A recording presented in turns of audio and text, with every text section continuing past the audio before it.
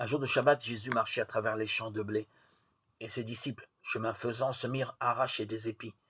Les pharisiens lui disaient: Regarde ce qu'ils font le jour du Shabbat. Cela n'est pas permis.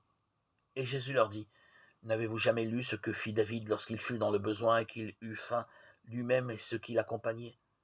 Au temps du grand prêtre Abiatar, il entra dans la maison de Dieu et mangea les pains de l'offrande que nul n'a le droit de manger, sinon les prêtres.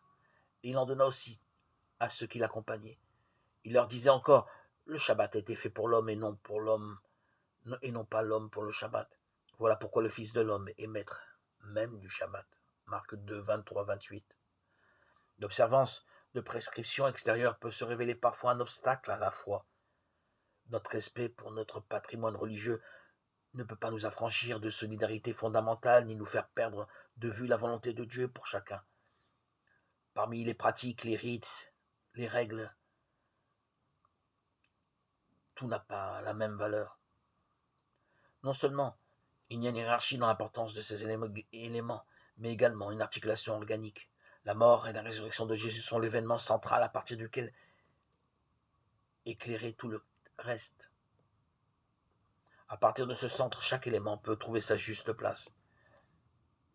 Si l'on isole l'un d'eux, lui donne une valeur absolue, on risque de fossiliser les voies du salut dans une dérive fonctionnelle ou chosifiante, éloignée de la foi au Dieu vivant. Libère-nous, Seigneur, des fausses croyances, de ces règles et ces rites et pratiques qui éloignent notre cœur de toi, Seigneur.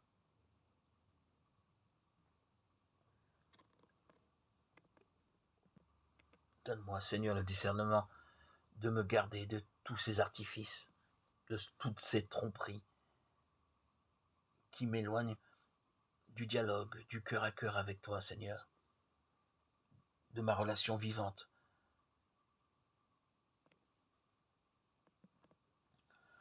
Que tu m'as accordé le jour de mon baptême, le 26 septembre 2019, où tu m'as envoyé ton esprit, qui a été mon saint libérateur, et qui m'a permis d'entamer le dialogue jusqu'à aujourd'hui, pratiquement 3 ans plus tard.